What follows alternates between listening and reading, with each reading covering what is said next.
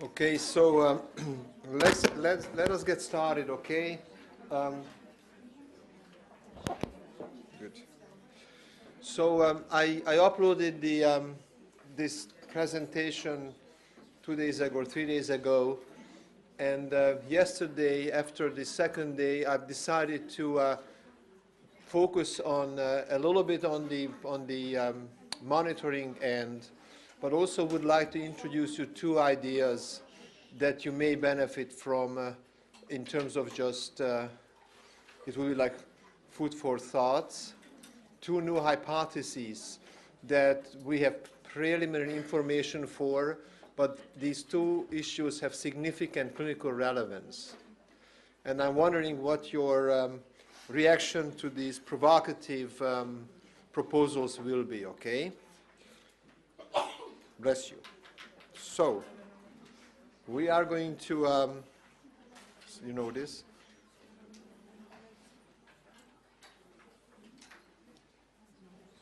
Let me just see one thing, guys. Just one sec.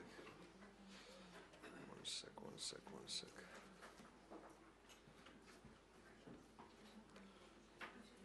Oh, yeah. Okay. Good.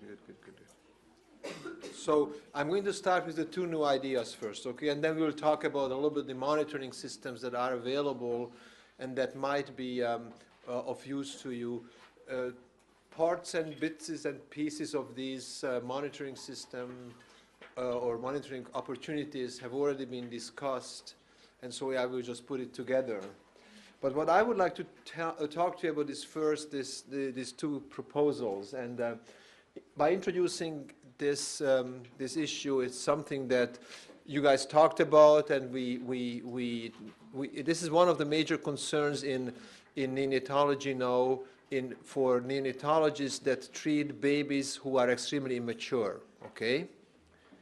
And so very preterm neonates, let us define them as less than 27 weeks or 28 weeks or so, okay? And so what we have here for this patient population is that if they are born but they don't have significant inflammation, then there is an understanding that immediately after delivery there will be a decrease in systemic blood flow for two major reasons. One is that you have an immature myocardium, you heard about this, and then there's a sudden increase in the SVR, in the systemic vascular resistance, because the placenta is gone, okay? By the way, if you think about it, about the ductus arteriosus and the left to right shunting, the preterm neonate basically recruits another low resistance organ to dump blood into. Instead of the placenta, it's going to be the lungs. So it's an interesting phenomenon, but that's just a note. So you guys all know this, don't you? So there's one possibility. The other possibility, especially in neonates with inflammation, that you will have a decrease in the systemic blood flow primarily due to the decrease in vascular resistance. And this is important because in the first case, you would try to do something to decrease SVR and promote myocardial function. In the second case, you would do something to increase SVR and plus minus promoting myocardial function. So in this case, you would give dobutamine or milrinone primarily. In this case, you would titrate epinephrine or dopamine. But you don't know when the kid is presenting. So this is why one of the reasons would be really nice to get a good understanding what the SVR is in your neonate, okay? So remember this, please. Okay, second, when the immature myocardium and the autonomic nervous system adapt, we don't understand the mechanisms, then the perfusion of organs occur. And Shahab, unfortunately, didn't show his data as well. He has done a prospective study, and we need to write it up. You know. On looking at the timing of IVH, and he could show it using NIRS and ultrasonography, that the timing is when systemic blood flow increases and brain blood flow increases accordingly. And this is when they bleed. So it's now, this is the first prospective study, so we better write it up. But anyway, so this is when the damage occurs, because we believe that there is this hypoperfusion-reperfusion cycle. Martin talked about it, I mentioned this, and this is an important point. But there is evidence that in not all cases will systemic hypoperfusion-reperfusion alone explain the CNS injury. And the additional mechanisms that might play a role, and this is what I'm going to introduce to you in this talk. One is that there is a suggestion that there is an immaturity of vital organ assignment from a hemodynamic standpoint. Do you guys know what it means? It means that your vital organs are assigned from a hemodynamic standpoint, so that when perfusion pressure falls, blood vessels vasodilate in your vital organs to try to conserve flow, and in non-vital organs, vasoconstriction occurs, so you continue to perfuse your brain, your heart, and your adrenal glands at the expense of the other organs. So redistribution of the blood flow will occur. So that's vital organ assignment. And the claim is that maybe your forebrain, not your forebrain, although maybe your forebrain too, may not be or might not have the capacity to vasodilate when perfusion pressure falls after delivery. Rather, it will vasoconstrict. Okay. And the second is a little bit more complicated, is an immaturity of cerebral blood flow and metabolism coupling, and I will show you some provocative data. Immaturity of vital organ assignment. So you know what it means. I talked about this, and I talked about this thing, that vessels in vital organs vasodilate and non-vital organs vasoconstrict and perfusion pressure falls. I will upload this part of the presentation as well on the internet. So this is a slide that Martin showed the other day, and I show you a very interesting and a little bit different sort of thought processing about this, because when I received these are data, all the data that they had at that time. You have mean blood pressure on the y-axis, and you have SVC flow on the x-axis. And if you accept that in babies less than 30, I think it's 30 weeks, less than 1,500 grams, on the first postnatal day, the hypotensive range, and here you go, Gorm, is defined now here as 25 millimeters of mercury. And then based on Martin's and Nick's data, SVC flow, the lower limit should be 40 cc's per kilo per minute. Do you guys know where this data come from? The 40 cc's per kilo per minute for SVC flow? Who is measuring SVC flow routinely? So some of you guys. But when you measure it, you should know it, what the heck you are looking for. So 40 cc's, if in their follow-up study, when they combine mortality and long-term neurodevelopmental outcomes, if patients had a 40 cc or less of SVC flow, they found a significant independent association adjusted for the other variables between those two things, mortality and bad outcomes, and low SVC flow during the first postnatal day. So there are some data, real data coming from that. Now, SVC flow is technically a challenging thing, and you will see a paper coming out soon looking at MRI validation. And it's very interesting. I'm not at liberty to disclose the findings. MRI appears to be now the gold standard to assess cardiac output, by the way, and blood flow. It's better than the Frick principle in the cath lab.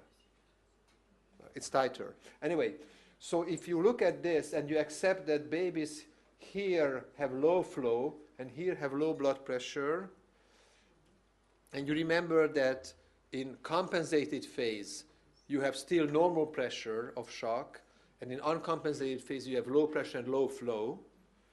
These babies are okay. They have good flow. If you accept that SVC flow represents a combination of brain blood flow and upper body blood flow, and according to, this was also discussed the other day, in animal studies, the estimation is that 70 to 75% of the blood in the SVC comes from the brain. Must have been a brainy animal. In little babies, based on some calculations from near-infrared spectroscopy, Gorm has done those calculations. He estimates that maybe 40% to 45%. Is that correct? 30. So now it's 30. The other year it's 40%. It's going down every minute.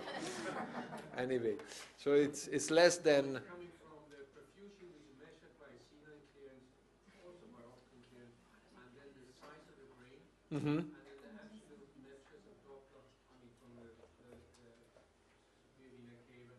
So it's sort of the cardiac output, what comes from the upper body, Mm-hmm. what is the size of the brain, what do we know the perfusion of the brain. So this calculations are there.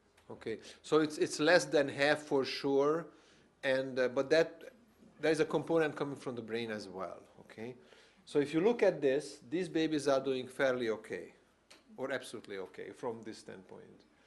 These babies are in trouble. These babies are in uncompensated shock. They have low flow and low blood pressure, according to our definition.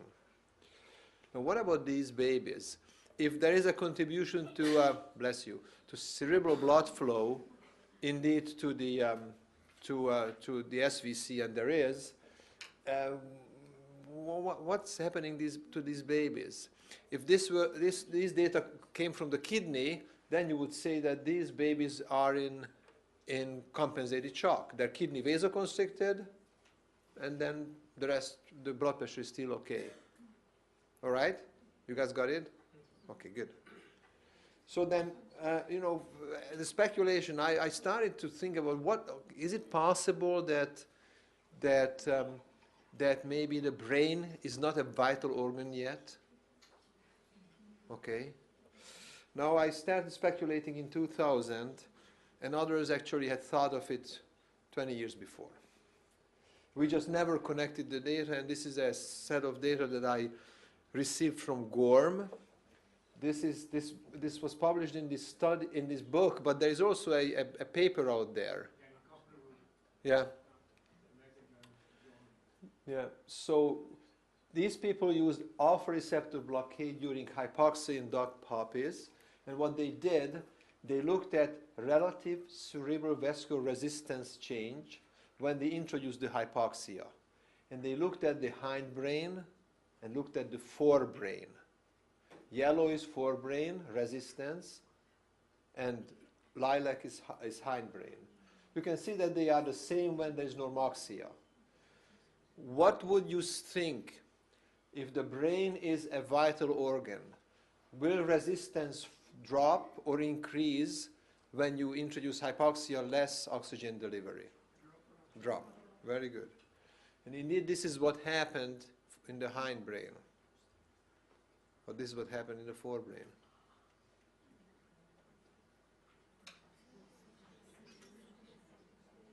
Okay?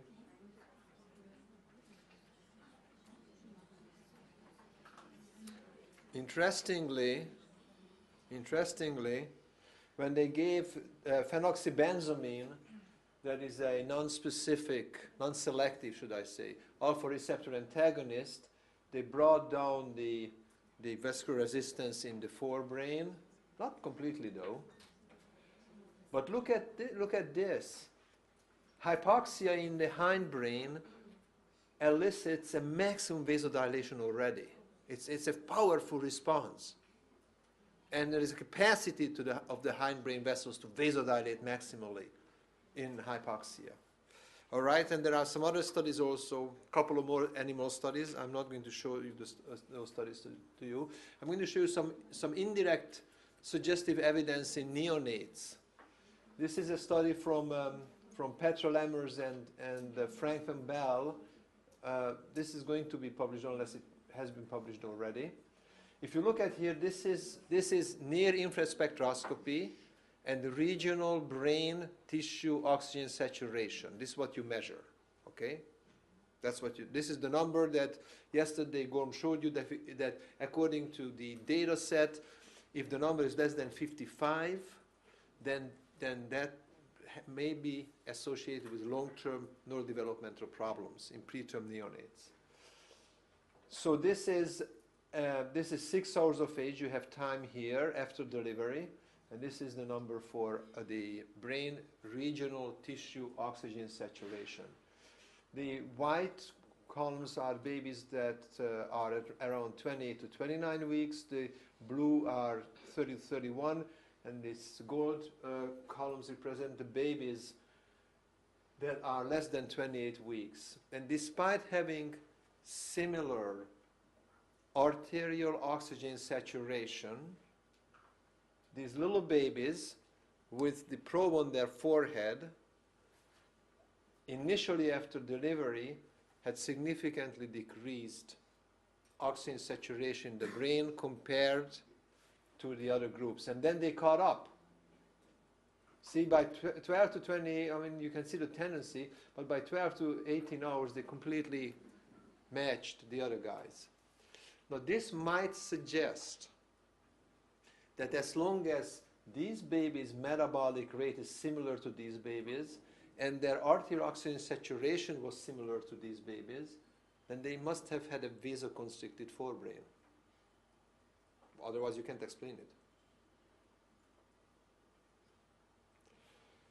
it. A couple of years ago, there was a study published by Michael Winding's group. Now here they use oxygen fractional cerebral oxygen extraction using NIRS. And these are very preterm babies. First postnatal day, they averaged up the numbers and calculated fractional oxygen extraction. Here it is how you calculate it. Okay. Basically, I told you that when you calculate fractional oxygen extraction, you take out the arterial oxygen saturation associated variability. And if it's high, there's more extraction, there's lower flow, provided that the metabolic rate hasn't changed. Okay. By the second day, extraction has dropped in all of these patients, indirectly again suggesting that these babies might not have perfused their forebrain, because here is the probe, as well as the others. Okay? This is just some data, unpublished data from our group.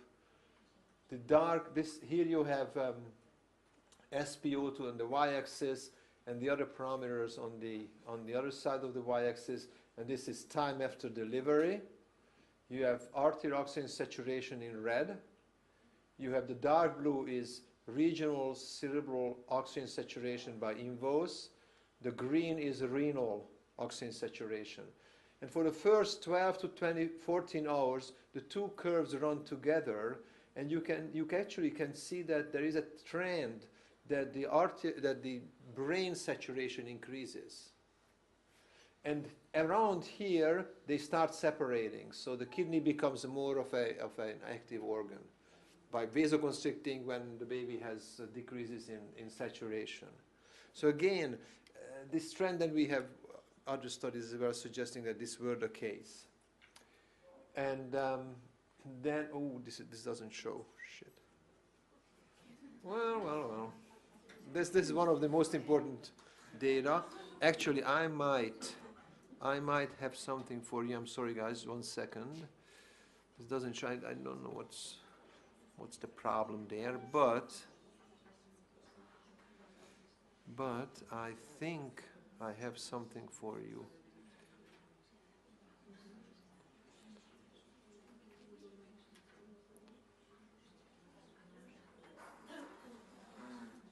Yes. No, I hope this shows. Or if it doesn't show, then you have to believe me. Well, doesn't show either. All right, good try.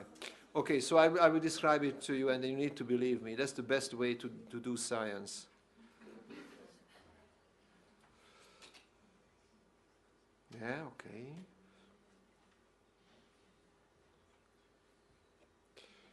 So actually what you are supposed to see here, this is an adult patient. This is NIRS, and here for 2 minutes we induced hypoxia in the MR, in the magnet, in the MR suite, and at the same time we have an MR compatible NIRS system put on the subject's forehead. Now the MR compatible NIRS system is a NIRO thing. It's a 6 or 7 meter long wire and the optode, and there's one company in the world that produces it, and they asked $40,000 for the stupid wire. If you wanted to buy it, you had to. Anyway, so here's hypoxia. You could see that red oxygenated hemoglobin drops, deoxygenated hemoglobin increases during hypoxia in the adult, and you can appreciate it, but the green total hemoglobin might have a tendency to increase, and then they recover. And here are the data that the physiological measurements, end-tidal CO2 and all the rest of the jets that you can see. This is MRI, bold signal. And here what you could see, if you could see anything, is that the regions that we followed, the cerebellum, okay, the frontal lobe, caudate, and the midbrain, everything started dropping, suggesting that there is decreased oxygen delivery, and then recovered. Okay. Now we are going to go to the baby. Less hypoxia, we induced less of a change. There's a little bit of a decrease in the oxygenated hemoglobin, more increase in the total hemoglobin. But in this baby, what you would see is that frontal lobe, caudate, temporal lobe, both signals are down, and the cerebellum and the midbrain and the hindbrain, the brain stem remained up, remained oxygenated, suggesting that this baby kept the hindbrain open and blood flow went there while this vasoconstricted. The same thing what the animals did. It's the same thing. Now these are preliminary data, and we have to repeat them, and we will do the studies. But we have now data with adults. When we expose them, these adults are exposed to 11% oxygen. When we expose them to 16% oxygen only as a hypoxia, there's a trend that they separate. So we still may remember that our hindbrain is more important for survival than our front brain. So you still protect your hindbrain even when you're an adult to a certain point. These are preliminary data. Okay, I'm sorry that we didn't show.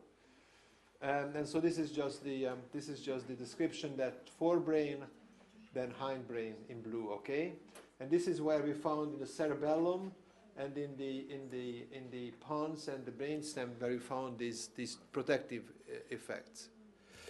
All right, so this suggests that forebrain is a non-vital organ from a blood flow regulatory standpoint, or might be, in immature animals and humans, and the non-vital organ assignment associated vasoconstriction when you are stressed will decrease blood flow.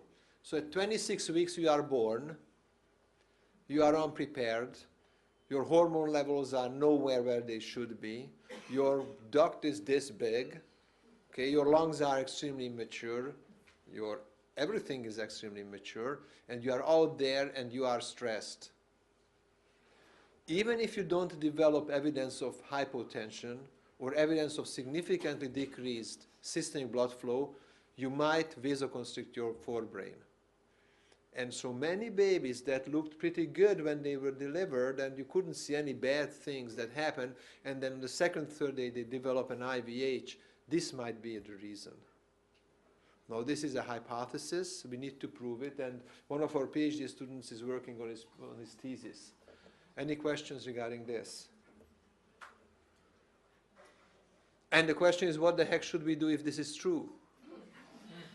And my answer is prevent preterm delivery, because I don't know anything else at the moment. And one of the things that we, in animal studies, someone could look at, prenatal steroids. Would prenatal steroids then induce an increase in this shift? And what was the molecular mechanism? There must be some upregulated either potassium channel or potassium channel supporting protein that will then activate the potassium channel that will then change calcium entry and exit from the cells. That's the only way that I can think of it. But anyway, so that is very interesting. But please remember, you might see a patient or a few very small babies, they looked good, and they developed an IVH. Think about it, this might be a possibility. Okay? If you use your NIRS, those who have NIRS, you might see that these babies may have very low RSO2s initially, and then in 12 hours, 24 hours, the RSO2 in the brain improves. And that might be the time when you want to look at the head ultrasound again.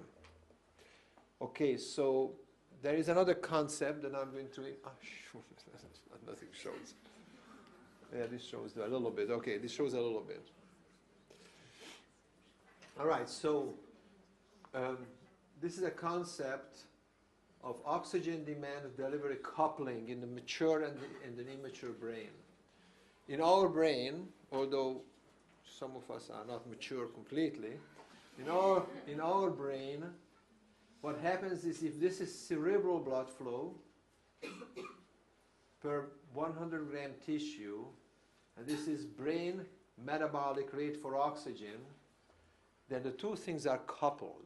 If you need more oxygen, I will show you MRI data, you will have a higher flow. This is how you actually produce and couple your needs. So if you go like this, here I'm going to light up because I'm going to vasodilate and give more blood to increase the oxygen content that I deliver to the given region, okay? So that's what we do.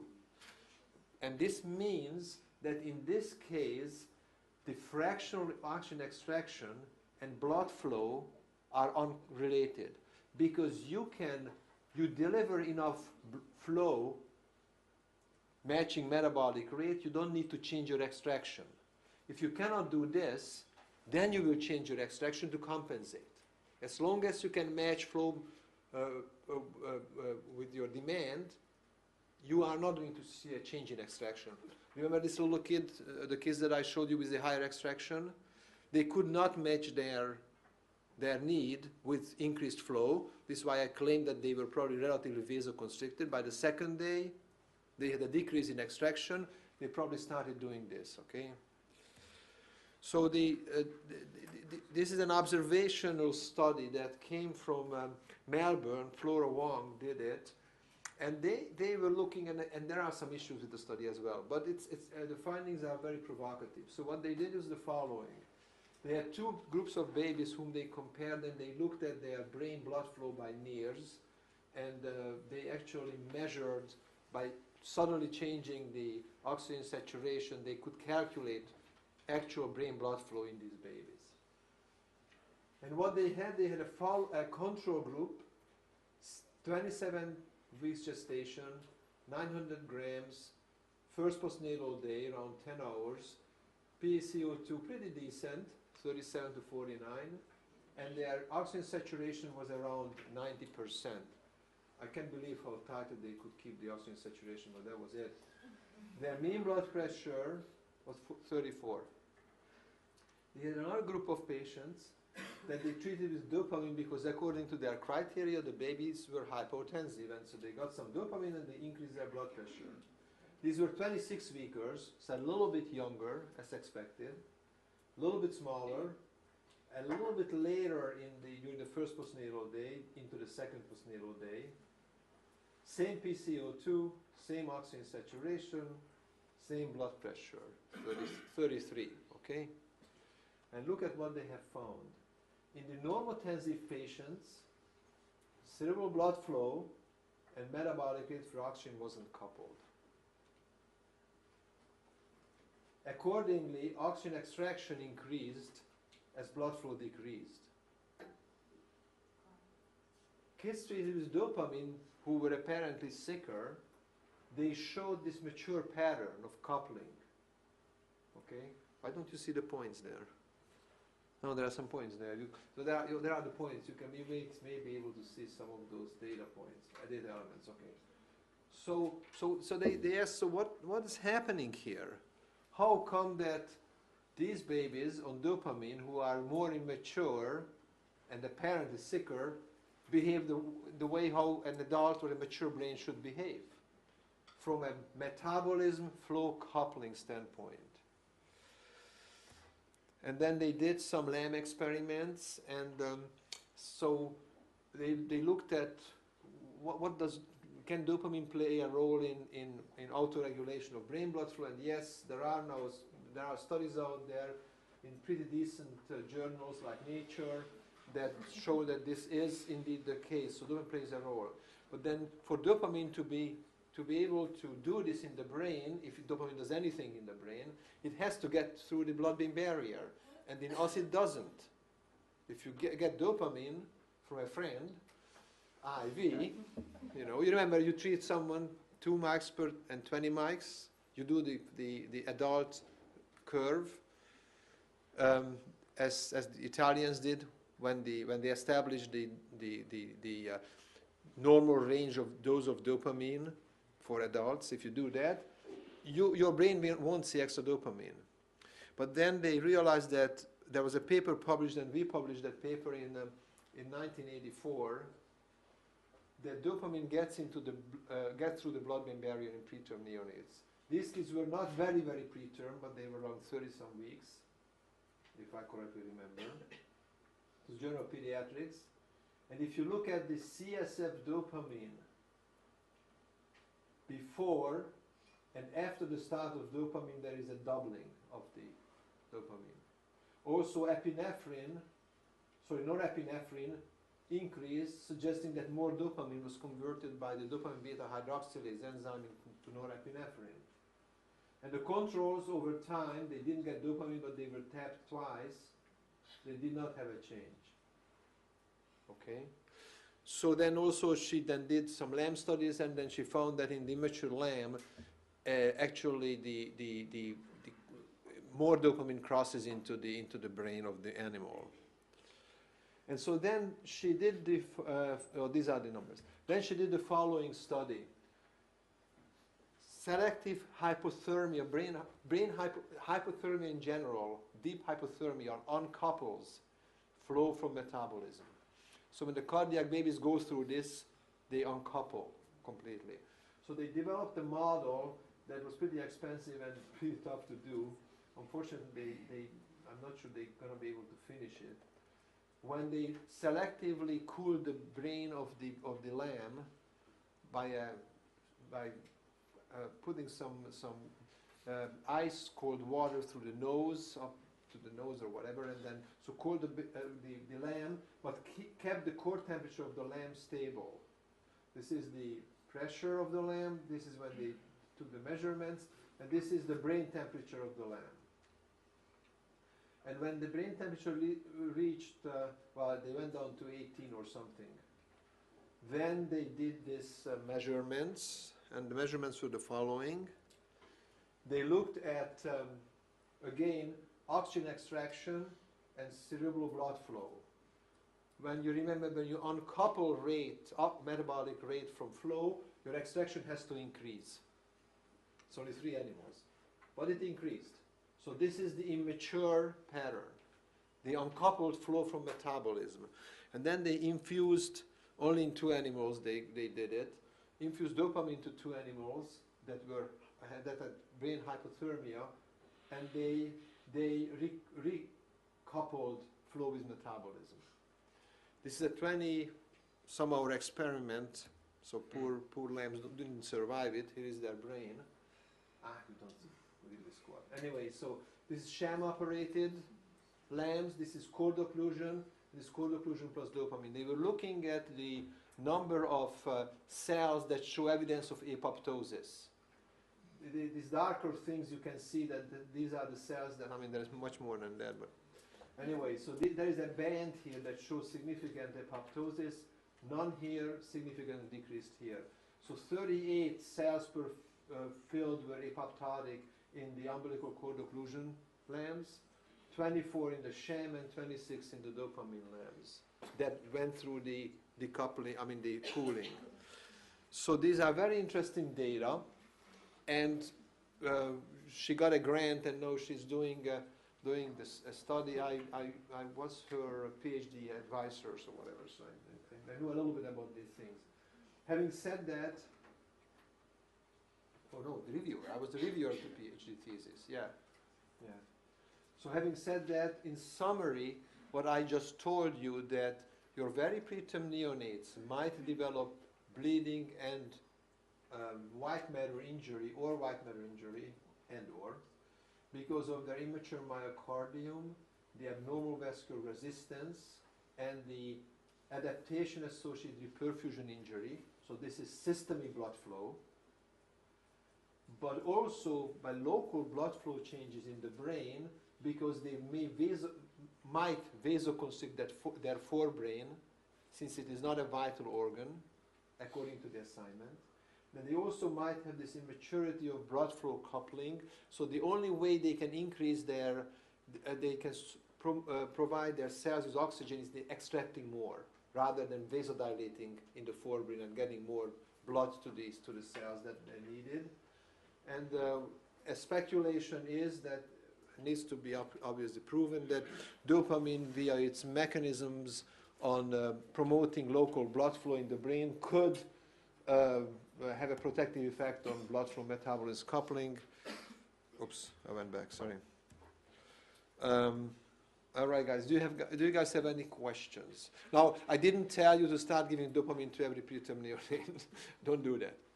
There's no evidence at all that it works, okay? It is just a suggestion that we know so little. And now we've been talking about macrohemodynamics. That's most of the time what we do. Now we have started moving into organ blood flows, so blood flow distribution. And now I'm suggesting even more complex changes that might be related to a immaturity associated assignment of vital organ distribution, as well as blood flow and delivery coupling, and oxygen, blood flow and oxygen demand coupling. You guys haven't heard this already? Any questions? There is a deep disbelief. Very good. You have to be critical. And for us, doing the research, we must be the most critical, because we cannot fall in love with our hypotheses. Because if you do that, you are actually in the worst shape. I mean, I think Laura's data has a problem that she has not manipulated several oxygen metabolism rate, because that's very difficult. Mm-hmm. So she's looking at association. Yeah. She measures several oxygen metabolic rate, she uses several blood flow. So that means she has the same variable on two axes. Yeah. And that makes the statistics quite dangerous. Yeah. I agree, but the extraction data are real. And so then her suggestion that this reflects coupling issues, that's where there's a leap. There's something there, but the question is what? Exactly. Yeah. What do you want to ask? In the last year, Vol came out with a great paper that refocus on cerebellum. Mm-hmm. And it refocused to our attention to the cerebellum. Perhaps the lesion of the cerebellum it's in more space of time. But when you start your explanation, I thought that it will be an explication to what he found is put in that paper, that the development and the growing up of the cerebellum of the very little teeny babies are not going as the other, are a little bit damaged. Yeah. Now, remember, this is blood flow, and if it's true, it's metabolism and flow and demand coupling. What you are talking about is that this is cerebral maturation and development. And whether or not, you know, we could speculate that, yeah, if you don't deliver enough oxygen to the tissue, that might affect development. But there are many factors that play a significant role. And we just have learned more about the importance of cerebellum, not only in motion and coordination and all these things, but memory and the rest of the stuff. So but what time? So, but when does this occur exactly? And these 12 hours of 24 hours of blood flow changes, how they affect them, I don't know. Anyway, so good. So just take it home. Take it home that there's something that you might want to sort of think of. We actually published some the speculation. When was it? Last year. In one of, and it's a review article. We're gonna influence also your thinking, as it has been influenced for the American clinicians by feeding or not feeding, whatever during the EPD. So I'm going to, the rest of the time, I'm going to talk to you guys about this comprehensive neonatal hemodynamic monitoring system. And now we are building a web-based system in 12 beds in the unit, where you just plug your machines in and everything is downloaded into a server with a high frequency. It's a fantastic way to really capture data. So this is a tower that you might see here. You have basically the conventional measures, and these are heart rate, respiratory rate, systolic, diastolic, and mean blood pressure, and SpO2 that you also, on your monitors, you follow. We also have, though, this Escalon system monitoring cardiac output, and Shahab talked to you about this system yesterday. And we have NIRS, Gorm talked about NIRS yesterday, to follow brain, kidney, and muscle tissue oxygen saturation. We don't use it on the gut, because if you think about it, if the baby swallows more air and the gut gets dilated, your light is going to go through now air as well, and the changes in the RSO2 readings might or might not be associated with changes in metabolic demand, metabolic rate, and brain and blood flow to the gut. It might be just the fact that you start getting some sampling error because they're sampling air. So we don't use that for that. We are working on putting amplitude integrated EEG also into the system. We have the machines, but it's tough to, because you have to make sure that you can appropriately download and timestamp. Remember, anything that goes in there is timestamped to the millisecond. So we know exactly when something happened there as well. We have a camera that we actually follow the patient. It's motion activated, so in the middle of the night, if the nurse comes and takes the thing off and we have a drop of signal, we understand why it happened. We could also use this for QI projects, because one of the patients who got resuscitated, and we got the nice description of the time, how long it took, how many, whatever, everything was recorded. And let me tell you guys, not because they didn't want to say that this is what it was, because this is how they perceived time. There was a total discrepancy between what they felt, how long it took, and when we looked at the video. It was very interesting, but that's another story. So we also capture waveforms, because we would like to work on blood pressure waveform analysis. We also are capturing EKG waveforms, because we could look at then patterns of changes in EKG that actually, I told you that these changes have been shown to be associated, for instance, with impending sepsis using frequency analysis. We also follow transcutaneous CO2, because CO2 has such a significant role in brain blood flow changes. It is not good, not precise, blah, blah, but the trend is okay. So when there is an increase or decrease, then we check an arterial or a venous, whatever gas we can check. And then we have the brain, renal, and muscle RSO2 for blood flow distribution indirectly, locally, and then the cardiac output.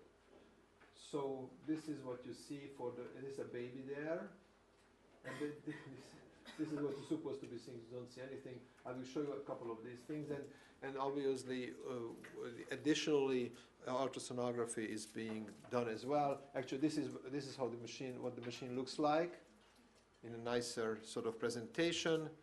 This is what what you see on the screen of the computer. So this is the baby with the video, and these are the raw data, and this is when the data come out. And you saw this. I showed you this volume thing with this patient. Oops. And this was a 36-weeker with a nice response with stroke volume to the volume administration, and then the whole thing disappeared and nothing else below that. There's a very preterm neonate 26-weeker who got actually a saline bolus over an hour. I don't know why the baby got it over an hour. But you may see, this is again stroke volume and heart rate. You see this trend, again the same thing, that there was probably an improvement in preload. And the kid had a little bit of increased stroke volume. And nothing else happened.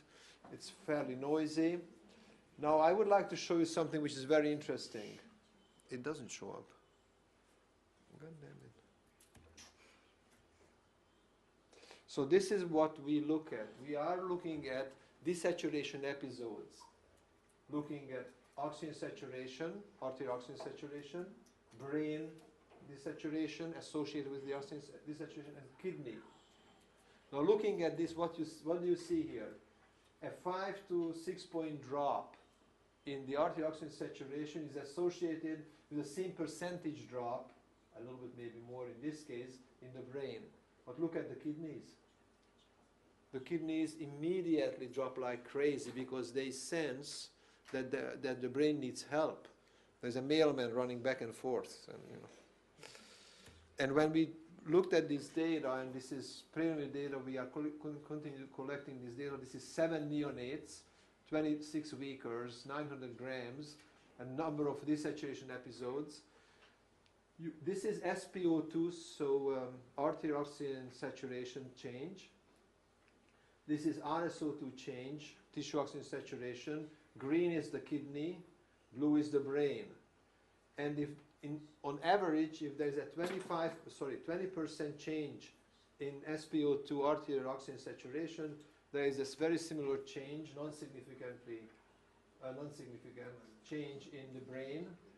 But there's a 41% drop in the renal saturation, suggesting that the kidneys immediately vasoconstrict. So even a 20% drop, 20%, let us say from 95 to 86, okay, in your patient, the saturation always just dropped a little bit, it's going to come back. The brain saturation decreases the same way, okay, but your kidneys immediately respond, even at 26 weeks, by vasoconstricting. What percent of the cardiac output goes to the kidneys? What do you guys think? Very good, 20% at least, 20-25%. And what percent of the cardiac output is required for the kidneys to maintain structure and function? Actually, a little more than that. Yeah, so it's up to 5%. That's the claim. Sorry, so the kidney is just a filtering organ, primarily, obviously, and is happy to give up blood flow. Yes? I just wonder what pressure oximeter do you use? Not the Massimo, the Nalcor. Or the Massimo. We have both, unfortunately. I don't know which one we did here, because we have both. We have Nalcor and Massimo, and we comparing right now the two, and I don't know which one is put in here. I don't know that. Because you're interested in the quantitative relationship. I just don't think the percentages are accurately calibrated when coming down to 60 and 50 and 40% separation. That's true. That's true. But this. 20% relation is dependent on both instruments' calibration. Yeah, but these kids usually are, the saturations are in the 90s, and they drop. The question is whether it is recording accurately when the pressure oximeter drops to 80 or 70 or 60. Yeah. Is that true? Yeah. Or is there a difference of 10 or even 20%? Yeah, okay, all right. What about NIRS? Yeah, but the nears, I mean, there's not we don't know in Yeah, yeah. So, and that's well taken. Even with those caveats, you see the difference in the tissue oxygen saturation drop. The magnitude of change is so different. Yes, you're right. That's it. I need to figure out what Sadaf uses. Anyway, so so this is just the results I told you. This is a rewarming patient. Again, cardiac output changes, and see the renal RSO2 is going up and the patient is being rewarmed. In this case, the brain didn't change much. I don't know why. Now this is over, I think it's over like 8 hours. The baby is being rewarmed. Look at the cardiac output. The temperature is increased by 0.5 Celsius. The heart rate goes up, then it comes down. Here, the temperature is increased again, and again, and again, and again, and this is what it does. This is how the heart rate goes up as the babies are being rewarmed after cooling. And in this case, let me make sure that I show the right thing. Brain. This is cerebral, so this is dead. So this is your brain here. This dark blue, the dark red, cooled, and as the baby gets warmed, the saturation starts decreasing as the brain metabolic activity increases. And then kidney and muscle do the same thing as well. So anyway, so I believe that, unfortunately this thing doesn't project that well. I believe that, guys, analyzing these data, these are huge data sets. Analyzing the interaction, the association would really give us ideas what to study and how to study it. And this is second to minute information. You don't get it anywhere else this way, okay? Now, the last thing I show you is the MRI data, and I'm done. So we have an MR-compatible isolate that we use, unless it's broken. So you can actually shove the entire isolate, the top of the isolate, into the magnet.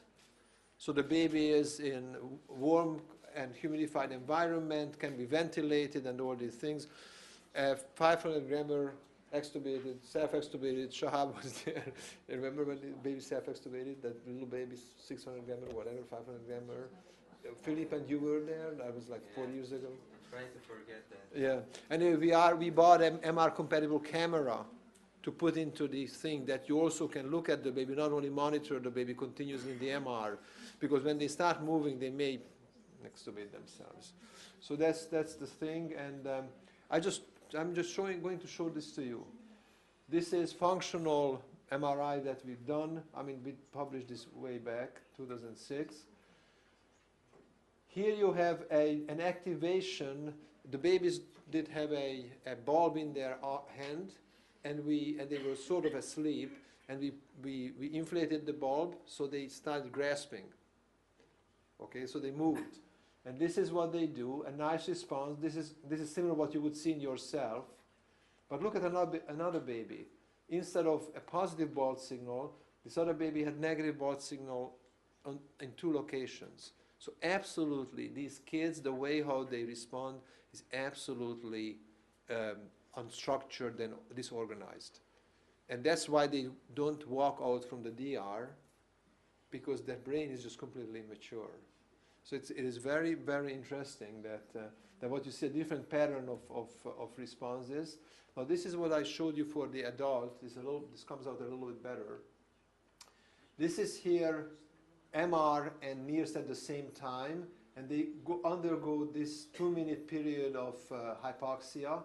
You can see that the saturated hemoglobin, the oxygenated hemoglobin desaturates. The oxygenated hemoglobin goes up, and total hemoglobin might increase a little bit. If you are hypoxemic, you want to get more blood also into your brain, because you want to increase oxygen delivery no matter what. Okay, so this is a pretty signal here, and look at how the bulb signal on average in the same region, the frontal lobe, how it nicely follows the oxygen, the oxygen, the desaturation basically for the oxygenated hemoglobin. These are just those data, and this is just pretty measurements now on the same period, looking at regional distribution, and we also assess the changes with the rate of change, color coded, and also the association between. So if it changes, it should be red. If it doesn't change, it should be blue, and vice versa for the rate. It's very interesting, and these data now we are going to put together how adult subjects and preterm units respond to changes in oxygenation. And finally, I would like to show you a study that we did and published in Journal of Perinatology on using this robot. So we sit in our office, we have a computer and a joystick, and we round in another hospital somewhere with the team. We can listen to the baby, we can look at the baby, and we can look at the rest of the jazz. And if this works, we'll see.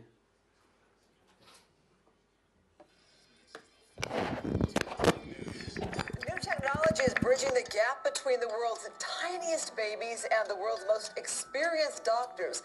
A doctor-driven preemie robot has made its debut at a Hollywood hospital.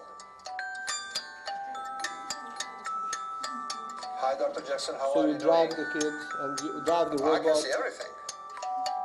Take a look at Boo Boo. Boo Boo is the robot patrolling the neonatal intensive care unit at Hollywood Presbyterian Hospital.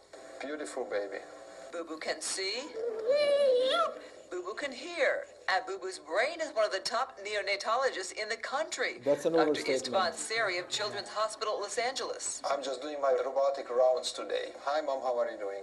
Boo Boo's mission, spreading the wealth of medical knowledge, allowing babies in small hospitals to benefit from the expertise of world-class specialists, no matter how far away they are. Right now, Boo Boo is a test robot. We are comparing the effective. Anyway, so I don't want to bore you with this further, but okay. But I believe that definitely in the next 10, 15 years, you guys will see this. Because in small units, it may not be feasible to have an in-house attending all the time. It's not feasible. So when you are at home and the nurse calls you up and tells you that there's a problem, usually you obviously get the information through the phone. And we know that in these situations, the information is extremely wrong. Most of the time, there is a significant problem with it. You can hop on your robot. You can listen to the baby. I didn't show you that. You can listen to the baby. You can evaluate the baby. You can assess the situation. Chest wall is moving. You really have a fantastic way of looking at this. And then you can decide, do I have to go in or do I have to call a colleague who is close or not?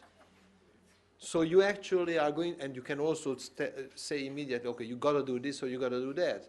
Your resident is in-house, doesn't know his head from his butt at all.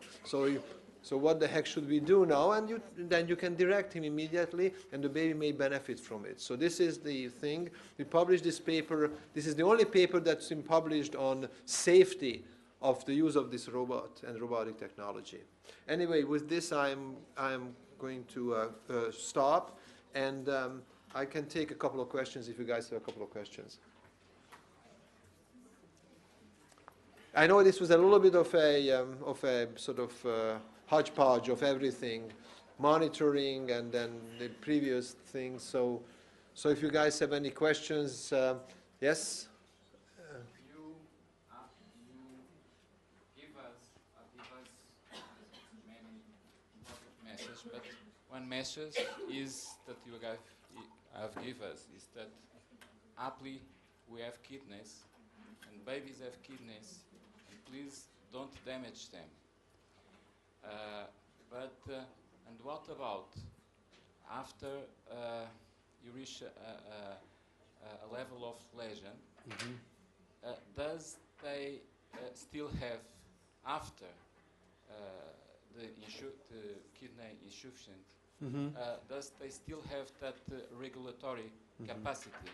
It's a very good question. So once you injure the kidney, do they still respond the same way as these kids did with the vasoconstriction immediately and vasodilation? I don't know the answer. We are at the very beginning of this whole thing. We have just started doing, the studies. And one of the early studies that we are planning to do is look at this data. There's a kid who is hypotensive, and then you give the kid dobutamine, or dopamine, or epinephrine, or mirinone. And from this data, with cardiac output, blood pressure, here you have actually calculated systemic vascular resistance. Once you have these data, you will be really powerful and empowered to make an appropriate choice. So let us assume that the baby is hypotensive, and you start with epinephrine.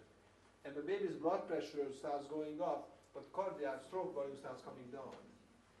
And you know that, I'm probably over vasoconstricting the kid.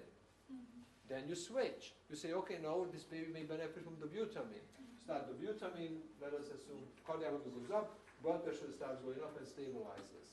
And then you increase the dobutamine, and suddenly stroke volume starts coming down. I may have done too much of dobutamine, so it's now not filling, so I'm going to decrease it immediately.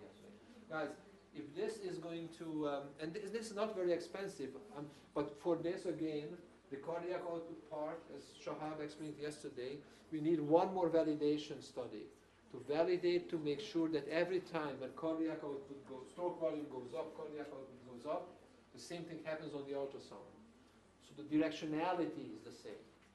It won't matter much if it's 20% plus minus or 10% plus minus. It will be fantastic actually.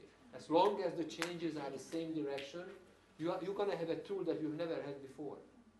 And so that is why we are really so excited about it, but we have to be careful, because you fall in love with this, you introduce this system without appropriate testing, it's going to be a mess.